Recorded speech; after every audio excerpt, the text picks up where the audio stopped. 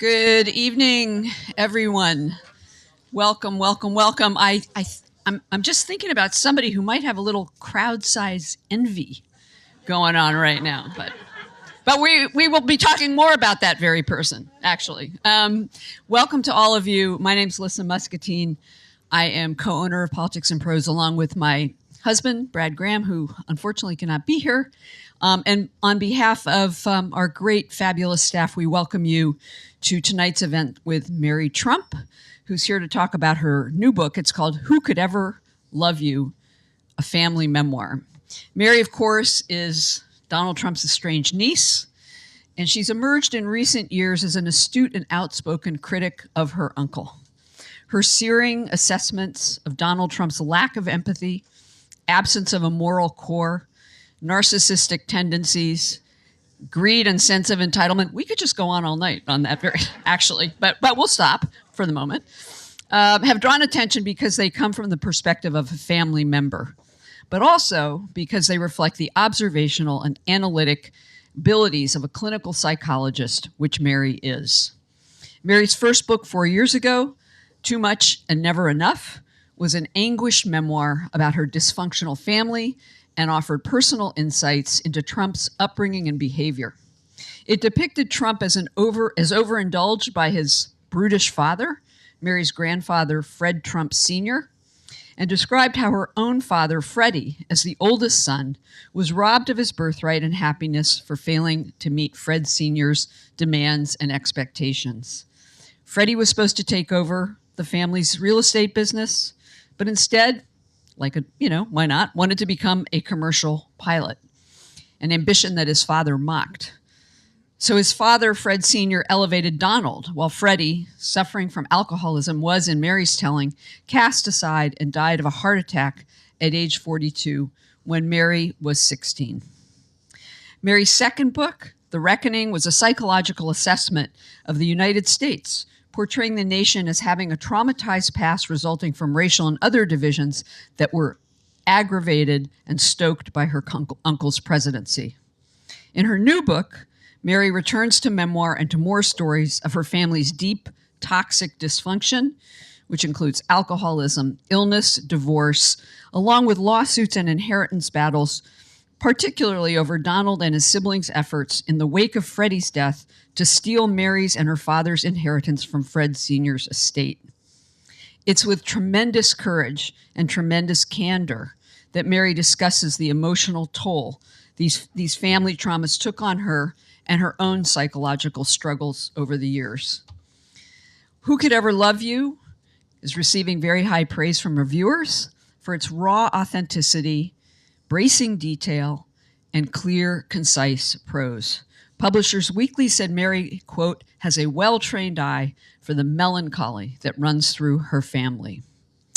Guiding us through the discussion this evening will be another wonderful person, Jen Taub, a law professor at Western New England University and an expert on corporations, securities, regulation, and white-collar crime, which of course means she knows nothing about Donald Trump.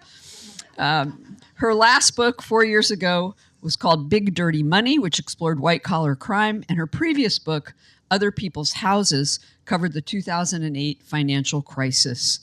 Thank you all so much for being here. Please join me in welcoming Mary Trump and Jen Taub.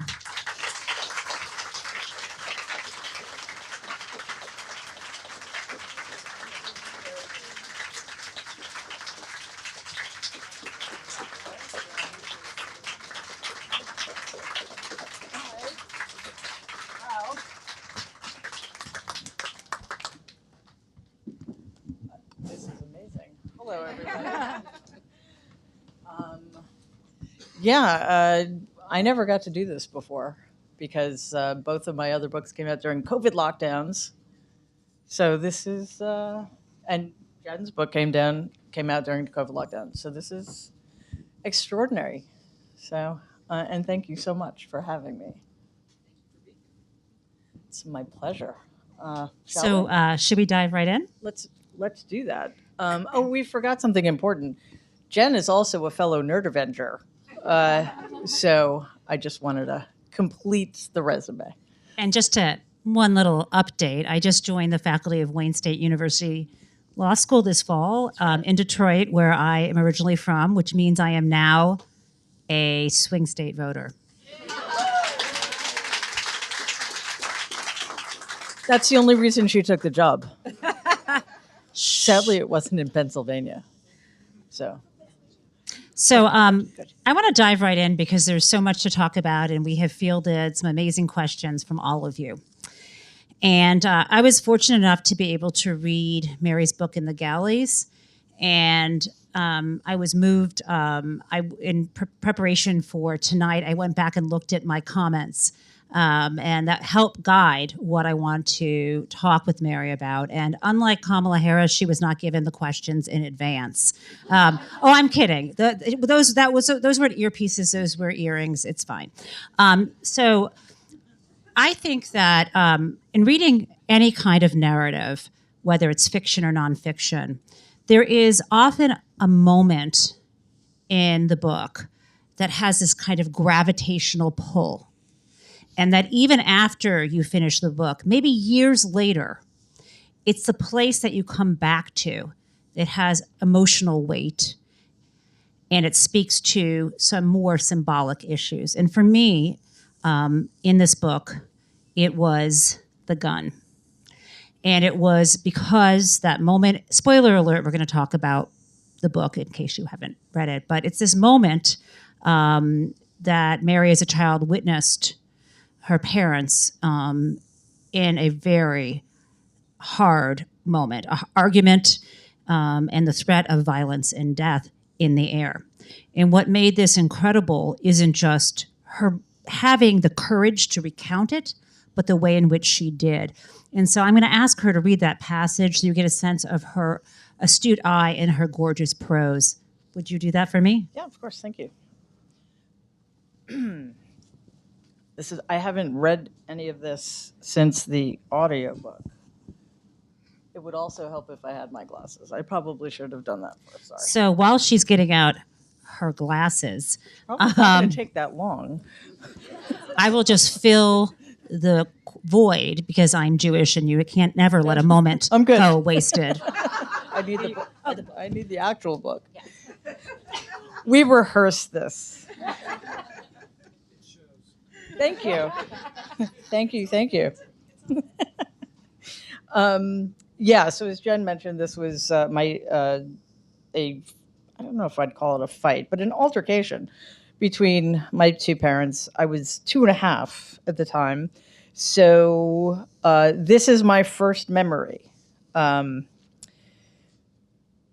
woke up in the middle of the night to the sound of my father's laughter. I slid out of bed, the moon so bright outside my window that I had no trouble finding my way to the door. I stood on my tiptoes to reach the doorknob, and just as I slid through the doorway and stepped up to the threshold of my parents' bedroom, my mother started screaming. My father, who had backed himself against the double chest of drawers, was pointing a rifle at my mother and threatening to blow her head off. She sat on the bed, leaning as far away from him as she could, her hand held up in front of her face. He was out of his mind with drunkenness, and the laughter injected a note of perversity that I think terrorized my mother as much as the presence of the gun. Neither of my parents saw me, and before they could, I ran back to my room and hopped in bed as if nothing had happened at all. The experience jolted me into time and memory. It still hums with a mild current, alive, unprocessed, and intact. Before this, there had been only impressions, my cheek pressed against my mother's tanned shoulder, warm from the sun, and the intoxicating smell of chlorine and coppertone as she swam through the cool water with me on her back, arms clasped around her, the rough stubble of my father's cheek and the dark smell of tobacco, the sharp scent of alcohol that clung to him. These isolated islands of sensation, inchoate beyond language, carried no weight, free from the burden of meaning. But not yet 3, I was sensitive to the ways in which the people around me orbited each other, clashed with each other, and sometimes disappeared, leaving only the echoes of their instabilities.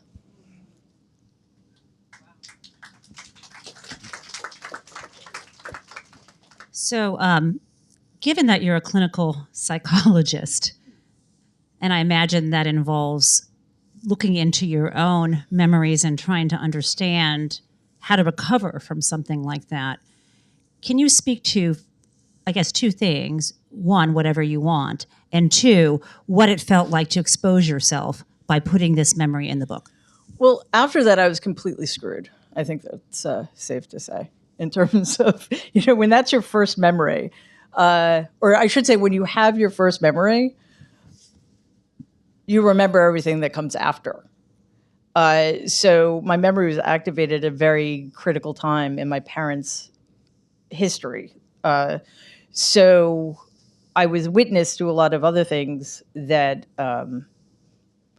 weren't quite as dramatic, but had a similarly profound effect on me growing up. And that sense of instability and uncertainty definitely shadowed everything else that followed. But, as some of you may know, I talk about this because I think it's very important, especially in the times we're living in, to talk openly about whatever kind of psychological issues we might be going through. I have complex post-traumatic stress disorder, not from that, certainly. But one of my symptoms is dissociation. So I don't feel anything about that memory. It's as if... That is so weird, because I think about it all the time and I feel so much pain. This is not a therapy session, but no, but that's interesting to me. Why don't you feel that memory? Well, because, and I'm not trying to scare anybody off at all, but worse things happened. That got displaced by worse things. And again, in order to, one of the reasons that memory has stayed so clear, we all know what flashbulb memories are, right? We know where we were when something happened, is because in that moment of trauma, the feelings about it get split off because they're unbearable in that moment. And if we don't do the work thoroughly enough, the feelings stay split off. And I don't want to jump ahead too much, but I kind of feel like that's sort of where we are as a country. Like there's so much trauma that the idea of facing it just seems impossible because we're dealing with so much. And to do that work takes a lot. It takes a lot of courage. It takes a lot of energy. It takes a lot of space. And we just don't have it. But that's the only way we get better. So I'm speaking to myself too. So for a lot of what I write about, I'm not saying it was easy or pleasant necessarily to do some of this writing, but it's not as if I'm reliving the feelings attached to these memories, which, does have its benefits. My trauma therapist would disagree with me entirely, but, it does help sometimes. So I'd like to dig a little bit more into that passage. And if read on its own, if that's all you heard about Mary's book, you might, in her life, what else you know about it, you might think of her mother as a victim. And as someone who did not have any agency in her life. And yet it's much more complicated than that.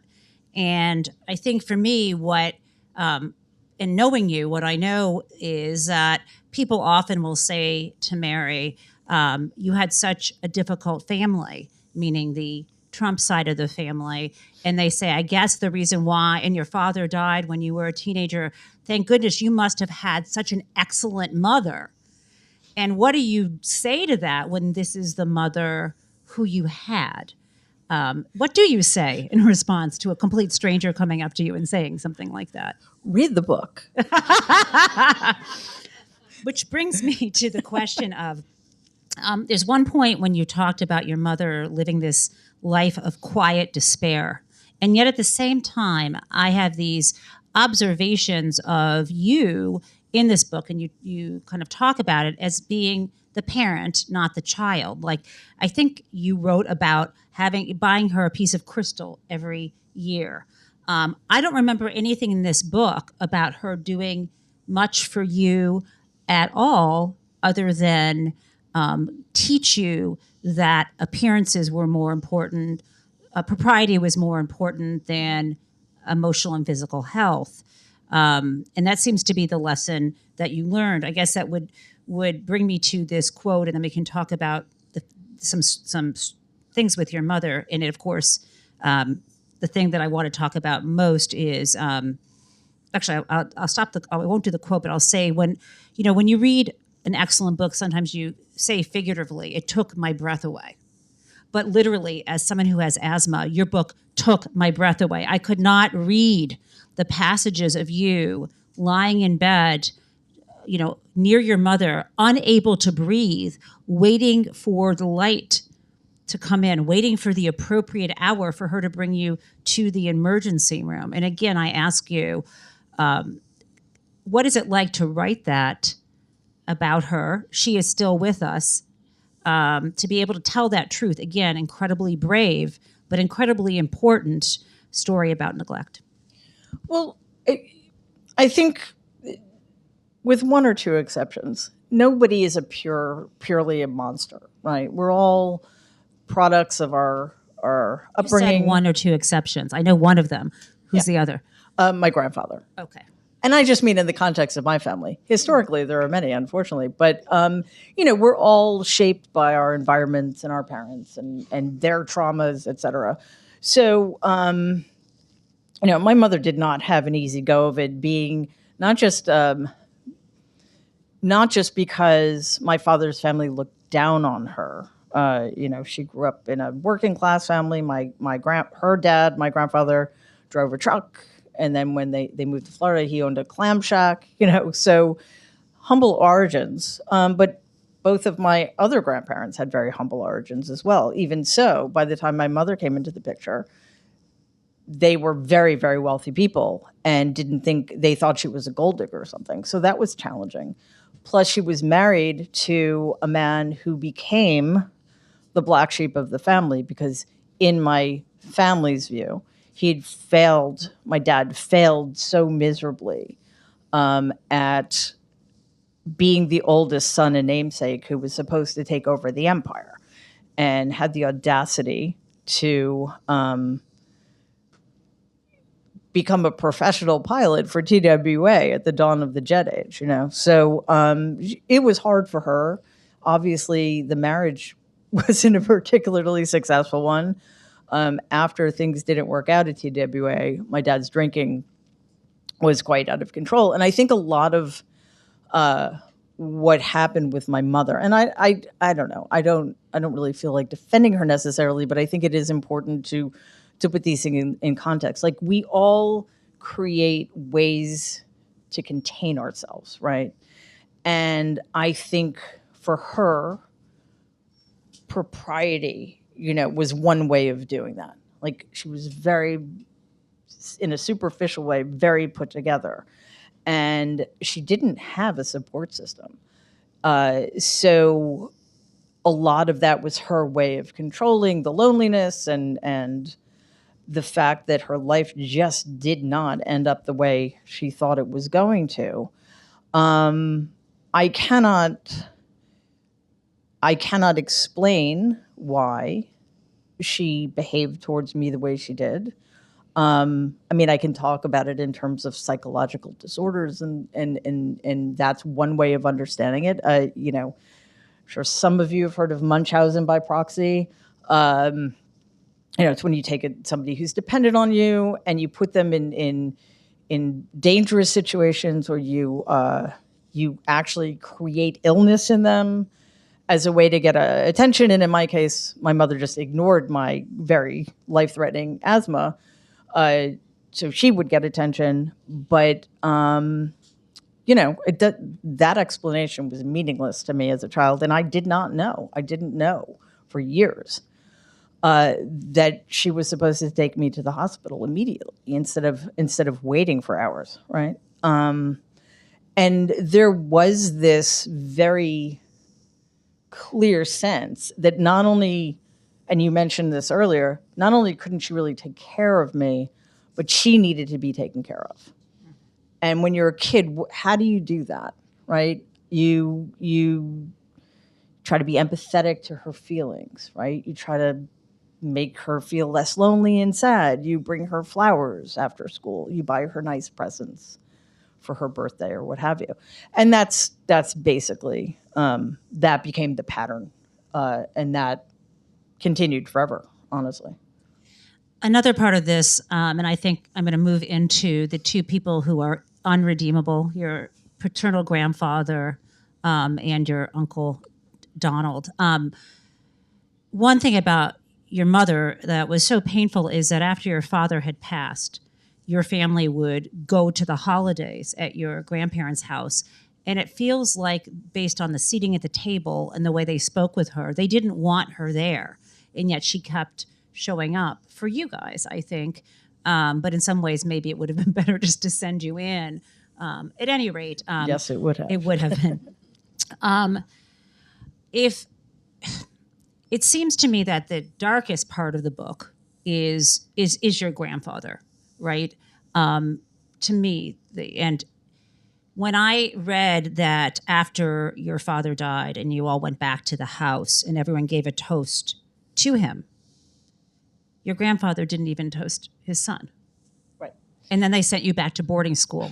I mean, what is wrong with this family? I mean, you didn't. Oh, where to start? No, but seriously, but it's interesting because this pathology, I mean, that this, and it's not so different than other dysfunctional families, but there's something particular about your grandfather that he created this monster in Donald. And it is very tied to your father being his namesake and being sort of pushed out of his birthright and Donald sort of stepping in. But can you speak a little bit about that? Yeah, my grandfather was very much in the mold of men in the early part of the 20th century who were self-made and had ambition of a particular kind and also benefited enormously from government spending. And he was very small c conservative and, again, a sociopath who saw other people as being of use to him or not, even his children. And you heard him say these things, or you just heard it recounted? No. Okay. No, it's just the way it was. Somebody asked me recently, how was it growing up in this family that was so weird? I'm like, it wasn't weird. It's my family. Families are closed systems, and how would you know? So this was just something. This is just the way it was. I think one thing that's important, I'm answering the question indirectly, is that by the time I had my first memory of the gun, my father, who, according to his closest friends, whom I've spoken with, according to other people who've known him, was the best guy. Yes, he was handsome, and yes, he was charming, but he was also really smart, legitimately accomplished. He got his pilot's licenses, personal and professional, while he was in college. And he was funny, he was kind, he was generous. All words, kind, generous, that are used by certain people as if they're insults. So that guy, the pilot, the boatsman, the fisherman, he was extraordinarily talented. He didn't exist anymore by the time I saw him holding that gun to my mother's head. And I grew up knowing the man who was treated like he had no worth in the world at all. I believe that to my shame. That's what I believed about my father. That's what my grandfather did to my father. My father was supposed to be the one take over the empire. But when my grandfather found him wanting in ways that I honestly don't understand, unless you just say, okay, look what he chose. My dad and Donald are diametrically opposite each other. So the only useful purpose my father served was as a target of my grandfather's humiliation. My grandfather loved humiliating people, and he loved controlling them. His world was very small. It was the house, and it was the business, and that was it. And everybody in those two orbits were completely controlled by him. And I think, one of the main reasons Donald turned out the way he did was because he saw what happened to his older brother who didn't conform to what their father wanted. Not because he was a bad person, but just because he couldn't. It wasn't who he was. And what do you think that says, though, about Donald's mindset? You mentioned he only had his home, his domestic domain, and then work, and he controlled both. And I think about Donald being the same. Mm-hmm. I mean, this is the only model he learns, right? Complete domination. Is that okay? There's a question there. Okay, let me think. Well, we've heard the word weird bandied about a lot. Thankfully, not as much anymore. But think about it. You allegedly have a lot of money. You can go anywhere you want. You can go on long vacations. You go to a golf club in Bedminster, New Jersey for 3 weeks. I mean, that's really weird. Like, that is such a limited way of living your life. And then when Donald does go to other countries, he stays at a golf course and eats that, golf club food and never sees the world. These people are so limited and provincial. And I think it had a huge impact on certainly his inability to learn, to expand his mind, to have any insight into the importance of things like diversity. But again, or any kind of metacognition or sense of self-awareness, because he's always in the same right. But domain. he was doomed from he was doomed, just as I think all of them. I mean, when the easiest shortcut to understanding my grandparents is to say that despite their enormous wealth and fortune in some ways, these are two people who had 5 children, and every single one of their children was a destroyed human being. And the grandchildren haven't fared so well either, actually. I know we focused. I just want to pivot a little bit to your grandmother, because there is something else. I think the most possibly painful moment in the book is what she said to you, or just how everybody treated you after your father died. They just sent you back to boarding school, expected you to just act as if nothing happened. I think some people went to the movies that day. And then your grandmother, I mean, there was this, then they tried to, as we heard Lisa say, cheat you out of your inheritance. And that whole story, to me, it gets so painful when you had that conversation on the phone with your grandmother. Can you talk about that? Yeah, I mean, it probably wouldn't surprise anybody to know that because I was Freddy's daughter, and because I was a girl in a family of misogynists, and they were all, like, my Aunt Marianne, who was a federal judge, was one of the most misogynistic people I've ever met in my life. Her contempt for women was shocking. So I was around them all the time, but I can't say that we really connected. Also because I was just completely different from them. I like to do very weird things like read. So, I just didn't fit in. And that became glaringly obvious the older I got. So when my dad died, there was really nobody in the family who felt any responsibility for checking up on me. And the night he died, I had been in boarding school for 2 weeks. I was a new student. And I was told to call home. My mother wasn't there, so I called my grandfather, and I asked him what was going on. And he's like, nothing. Call your mother. And I pressed him. I'm like, obviously, it's 10 o'clock on a Saturday night. I was told to call you. That's not normal.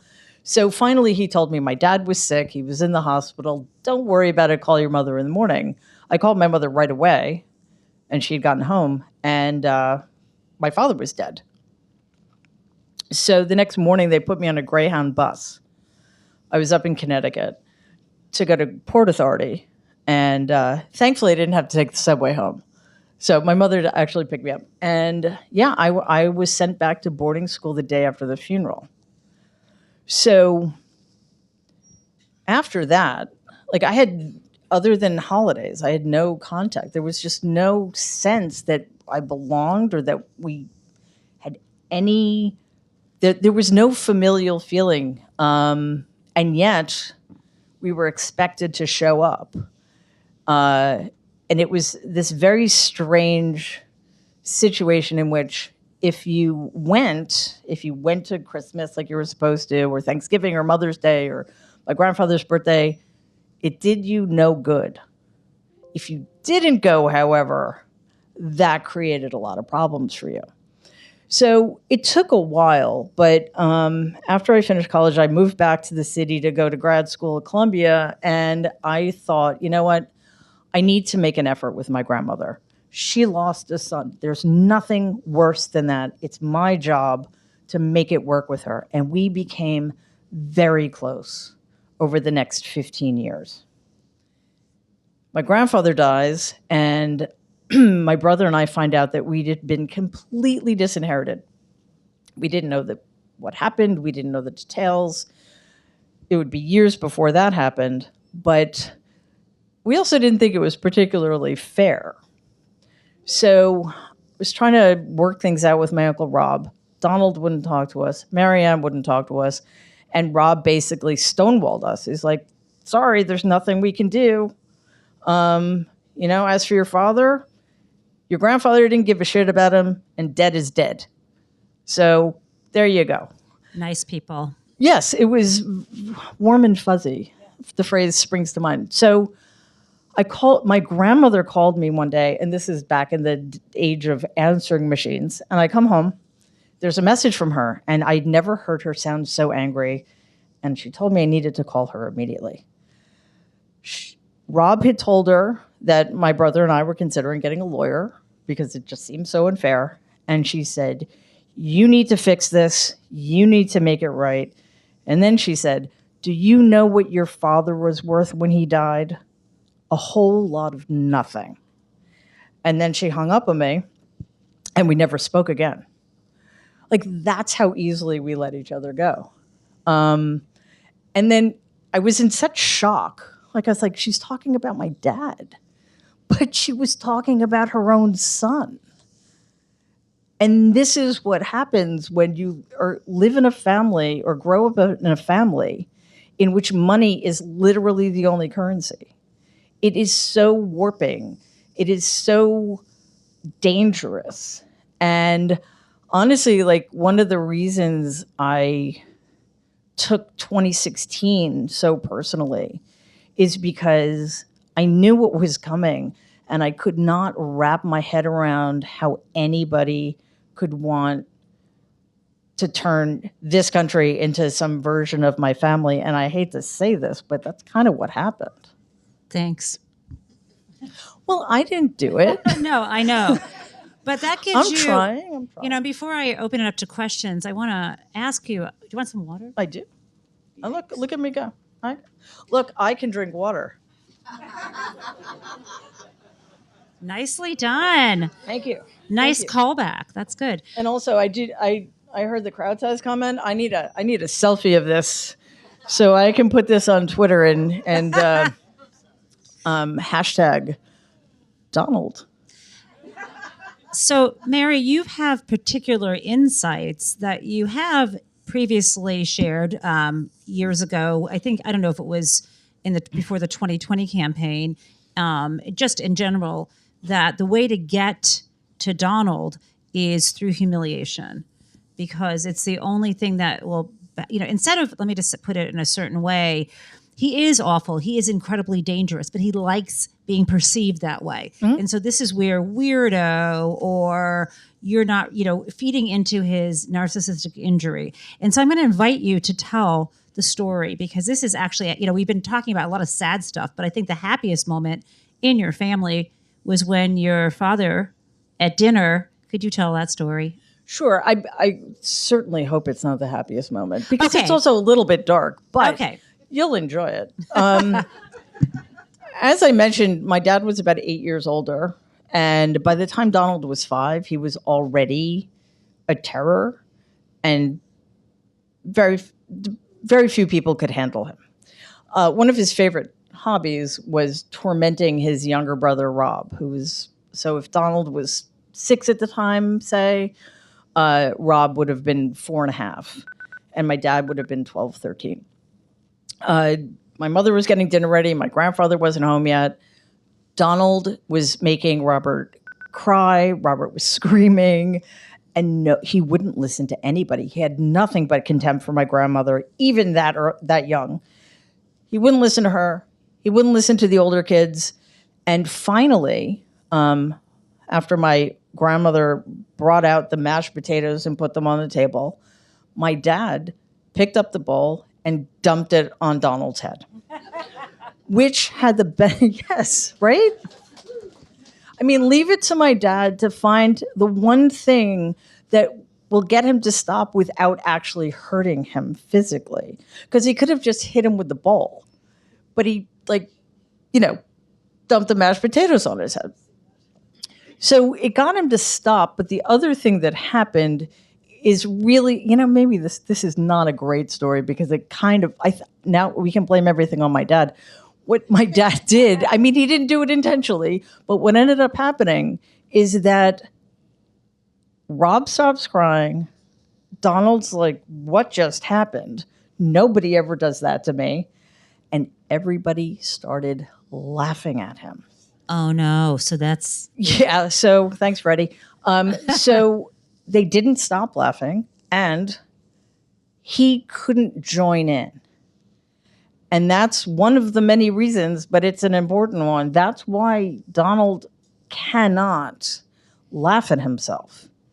He can't laugh at all, but he has no sense of humor about himself, which is a sign of somebody who has not evolved. It's an extraordinarily important human skill to have, and he doesn't have it. It makes life harder for him, and that is one of the reasons why he is so desperately afraid of humiliation. And that's why I've been saying this for a long time, that humiliation is the best weapon against him, because he can't diffuse it in any way. So yes, in that regard, I think what you're getting at is, did Vice President Harris do a really good job of that? And yes, she did.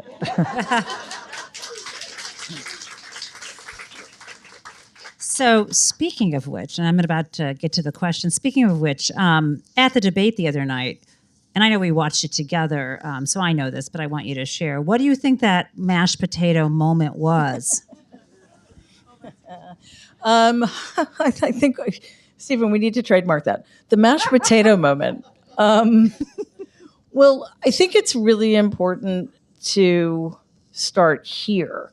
The tone was set when, despite the fact that he was cowering behind the lectern, she crossed the stage and she forced him to shake her hand, which is something he clearly didn't want to do. And I have to confess, I didn't want him to do. I did not want her to have to touch him.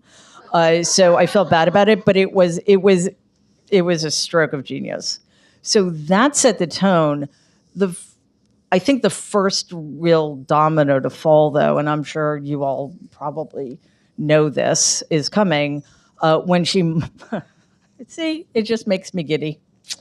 because it just hasn't happened enough, and I'm pretty sure it's going to start happening more. It's one thing to do it, for me to do it. He doesn't, he needed somebody who was in a position of power in the same space. She mocked his crowd size. Yep. She mocked his rallies. She mocked him.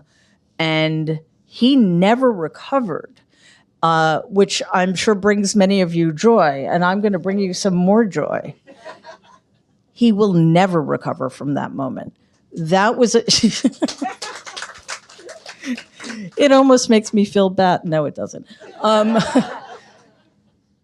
It was a narcissistic injury so deep and unexpected. Whoever speaks to him, whoever is allowed or in a position to speak to him that way, nobody.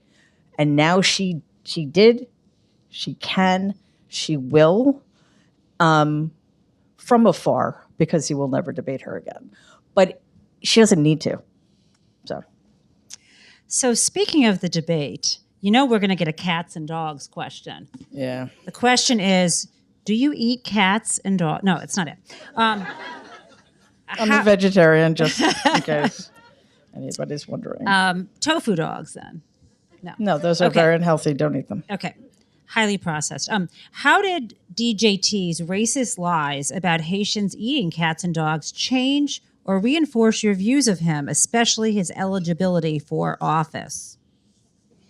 Okay. He's been ineligible to hold any position of responsibility since 1947. And no, seriously. I think that's his birth date. Yeah, it is. I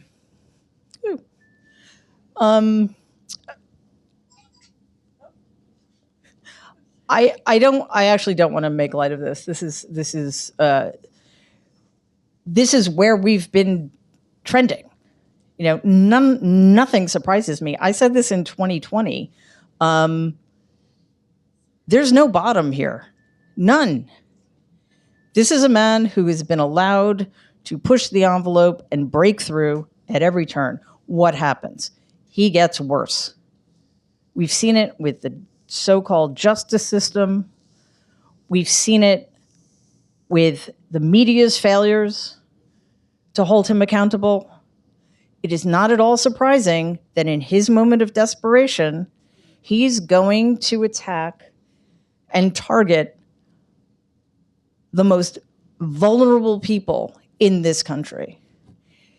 It isn't just despicable, and there's nothing weird about this. This is calculated, and it's extraordinarily dangerous, and we need to take it that way. We can't let this be just another thing Donald does, so it all kind of cancels each other out.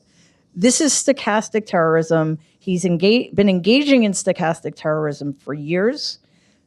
Somebody's going to get killed. And we know what's happening in Springfield, Ohio. It is insane. And it's all because of Donald Trump. So the fact that, debates don't really serve us very well, do they? I'm glad he was fact-checked, but what does he care?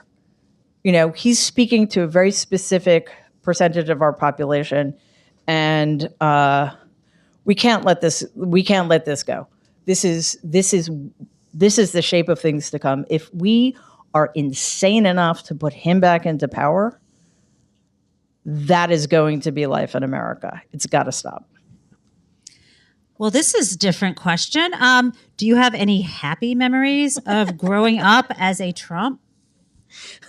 Well, how about the baby ducklings? I love that part of the book. It didn't end well, but yes. Listen, I definitely don't want people to have the idea that this book is just unrelentingly grim.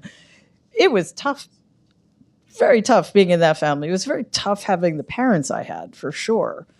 But I had two things going for me. One was I grew up in Jamaica, Queens, which was a working class neighborhood. It was sort of this perfect combination of city and suburb. I took the subway everywhere, and it really grounded me.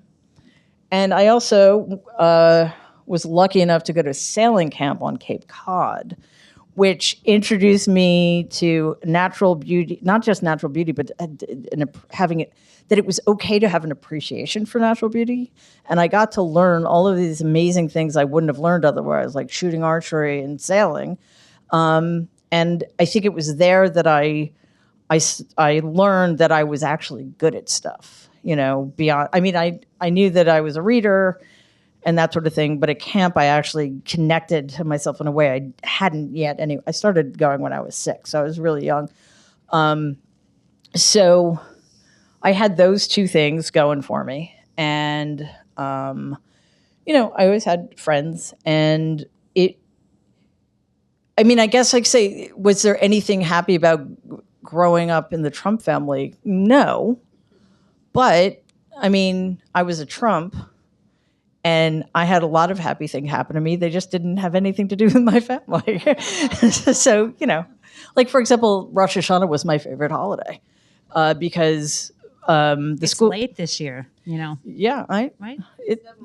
Never. Never. It's that 5,000-year Hanukkah calendar. is It's like very Christmas. confusing. What's that about? So, but just because, my family didn't celebrate it. I went to a school that was predominantly Jewish, and most of my friends were Jewish, so that was like the best holiday. Rosh Hashanah and Passover. Passover, I think, is a little better. But are you a latke or a hamantashen person? Latke. Yes. Applesauce. That is the right answer. Yes, I know. Okay.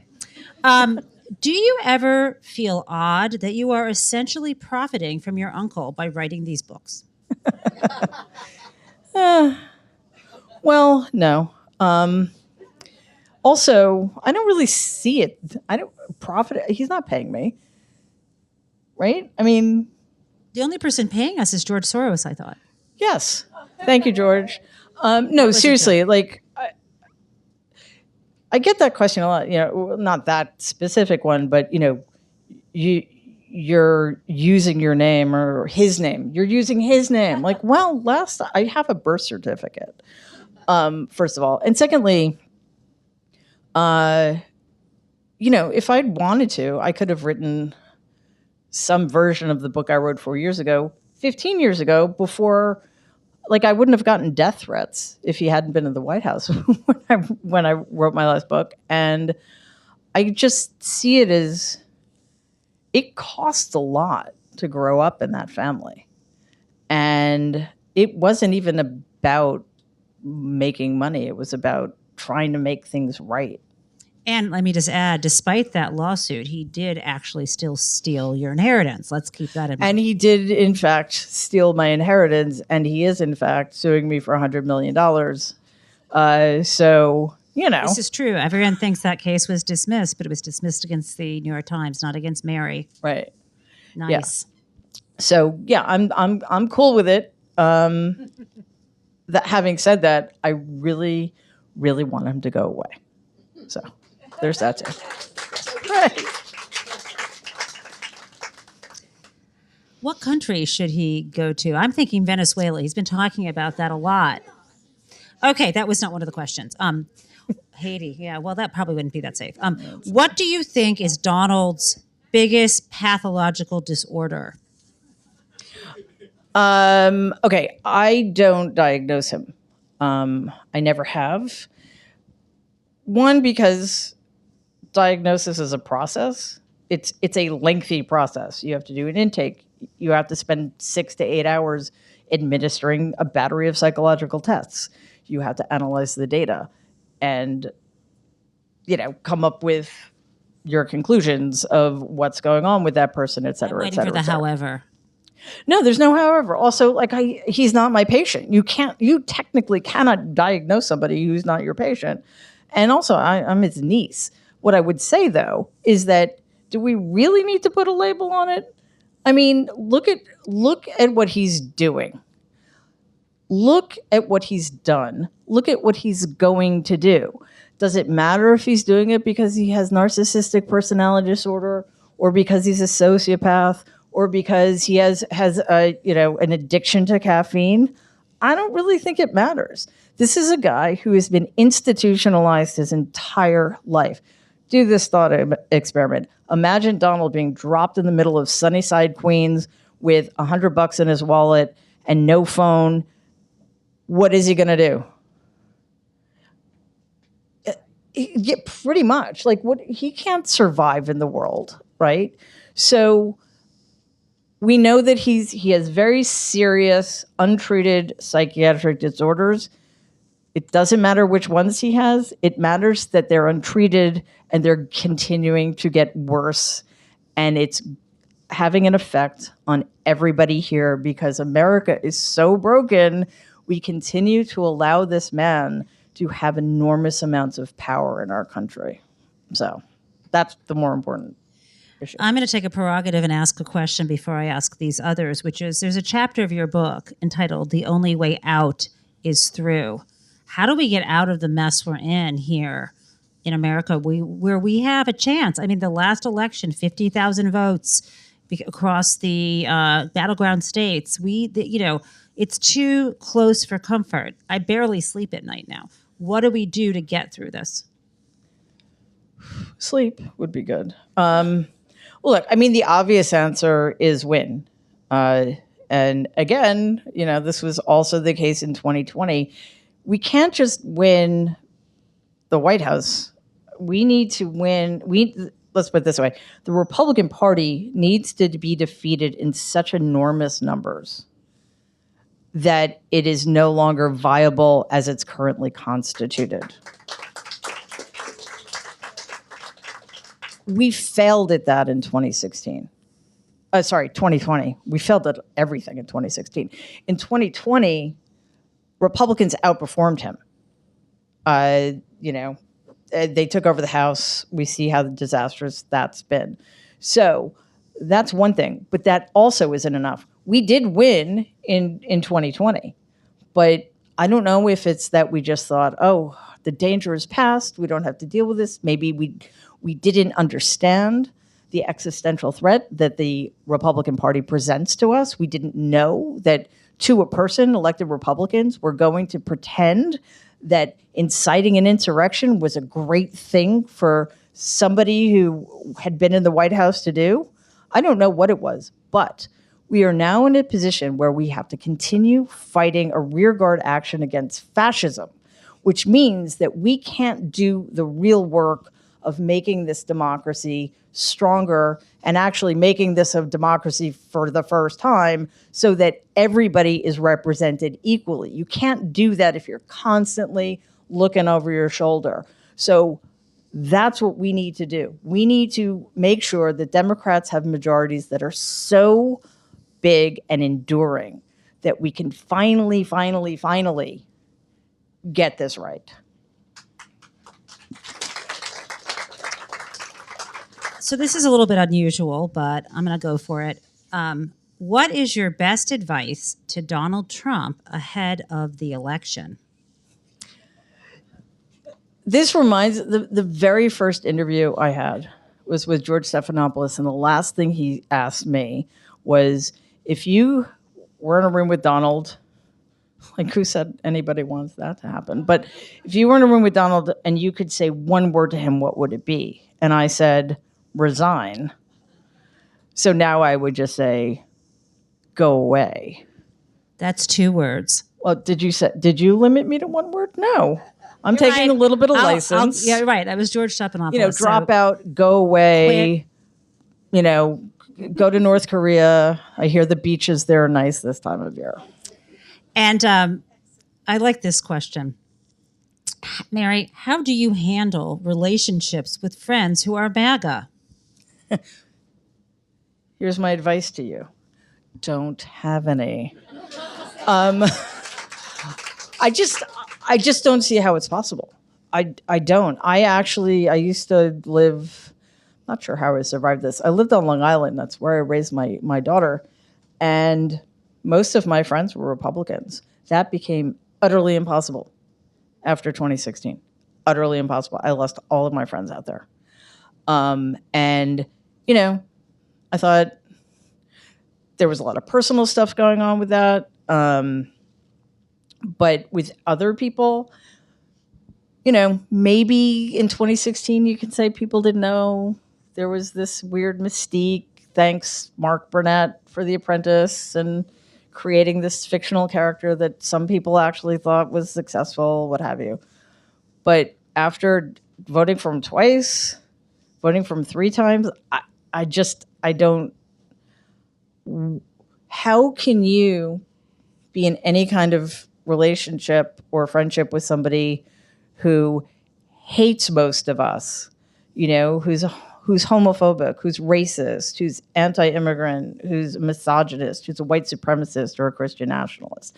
There are not fine people on both sides. There just aren't. And now I feel obligated to ask you the looming loomer question.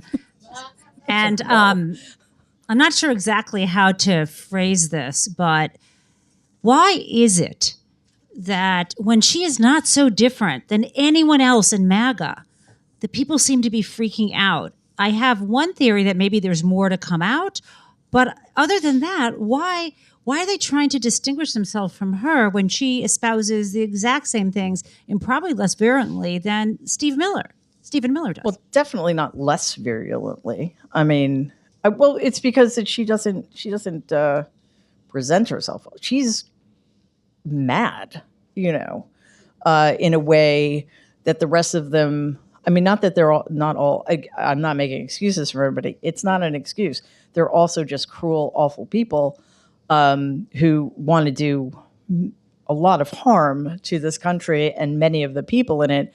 But she's unhinged in a way that very few people. Let's put it this way: she can't control herself. She's sort of like Donald, like they're kindred spirits in that way. The rest of them can kind of present themselves, but we've seen this. There are more and more of such people. Sidney Powell was an earlier iteration of just how... But she makes Sidney Powell look like Ms. Manners in comparison. I mean, Sidney Powell presented herself well, even though she was saying wacky stuff. I totally disagree with you. So that's okay. Who cares? Right. So you think it's about presentation, not ideas, which would make sense because people used to say, some people I knew who were Republicans who are no longer MAGA would say, I wish he would just stop tweeting. Like it was unbecoming. They didn't care what his policies were. They just didn't want him to be so garish and overtly vulgar. Exactly. Oh, wow. That's all it is. Let's make this palatable enough until November 5th so that we can get this through, because these people want the power. They don't care who's wielding it. They know as well as we do that once Donald... Okay, I can't... It's so hard for me to even say this as a hypothetical, but if he were to get back in, do you think he's in charge of anything? No, he's paying back the people who got him there. If that tragedy were to occur, he'll sign the abortion ban. He'll kick out how many billions of immigrants are in this country now? He'll round them up. He'll kill them. He'll get rid of it. Nothing is off the table. But what is their problem with him? That he talks too much about January 6th, or he's incoherent, or or he can't control his temper. It's all about the presentation. They love what they're going to be able to do with his power. Last question. Not that she needs advice from anyone, but were you to give advice to the Kamala Harris-Tim Walz campaign, what would you offer them? She seems to have a handle on it. Honestly, specifically with regard to your strange uncle. I mean, people call you the estranged niece. I'm going to start calling him your strange uncle. Strange, weird. Yeah. I don't think there's any circumstance in which she's going to be in a room with him again. So she did what she needed to do in the moment where it mattered. And I think, she'll still land blows, but it's very different when it's not directly at him. But sure, she can keep doing that, and I'm sure she has surrogates who can do that sort of thing. But as we've seen, and she certainly doesn't need me to tell her this, that she's focusing on swing states. She's focusing on shaving down the margins in red counties in places like Pennsylvania. That's where their attention and their money should be going now, because a lot of people watch that debate, and you know, a lot of people go to her rallies too. In case you hadn't heard, and last I checked, people don't walk out early and are not bored. So I think I think she's got this covered. Excellent. I like ending on that note. And thank you so much, Mary. Thank you, Jen. Thank you, everybody.